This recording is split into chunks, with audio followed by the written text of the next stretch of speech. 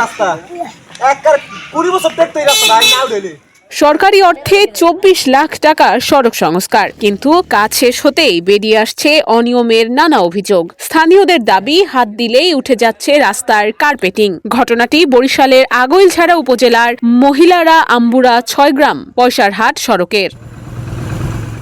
বরিশালের আগৈলঝাড়া উপজেলার বাগদা ইউনিয়নের তালবাড়ি এলাকায় 540 মিটার সড়ক সংস্কারের জন্য 2025 সালের অক্টোবরে 24,59,800 টাকার টেন্ডার আহ্বান করা হয়। কাজটি পায় বাবুগঞ্জ উপজেলার মেসার্স সর্দার ট্রেডিং। পরে স্থানীয়ভাবে কাজ বাস্তবায়নের দায়িত্ব নেন দলিল লেখক জাকির মোল্লা। স্থানীয়দের অভিযোগ, নিয়ম না মেনে বৃষ্টির পরপরই রাস্তার কার্পেটিং করা হয়। তারা বাধা দিলেও তা উপেক্ষা করা হয়। এমনকি উপজেলা LGEDর উপসহকারী প্রকৌশলীর উপস্থিতিতেই কাজ সম্পন্ন হয়েছে বলেও তাদের দাবি। কাজ শেষ হওয়ার কয়েকদিনের মধ্যেই রাস্তার কার্পেটিং হাতের স্পর্শেই উঠে যাচ্ছে। এলাকাবাসীর অভিযোগ, পাথরের সঙ্গে পর্যাপ্ত বিটুমিন ব্যবহার করা হয়নি, এমনকি রাস্তা পরিষ্কার না করেই ময়লার ওপর কার্পেটিং করা হয়েছে। এই রাস্তা যেভাবে করছে এভাবে করা উচিত না, কিন্তু আগের পুরান রাস্তা হেয়ার ফাতি দিয়ে লেপকে দিয়ে দিছে, কোন টমেটো দিয়ে গেছে। এগুলো রাস্তা যারা করছে হারাইলো টাকাগুলো খায়, কিন্তু জনগণের লেগে এগুলো ক্ষতি। আমরা চাই ঠিক মতো আইনগত বিচার হয়।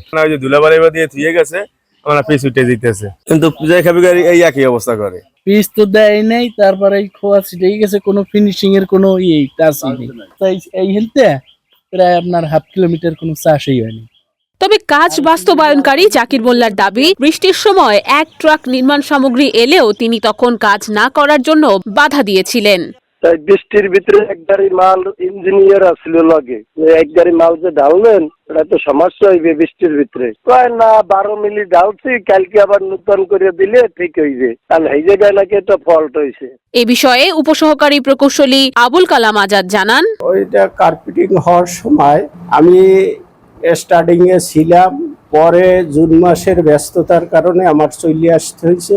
তো পরে এরা জানাইলো যে কার্পেটিং এইরকম কিছু জায়গায় ওরা ঠিক মতো করে নাই, তাদের বিরুদ্ধে আইনানুগ ব্যবস্থা নেওয়া হবে।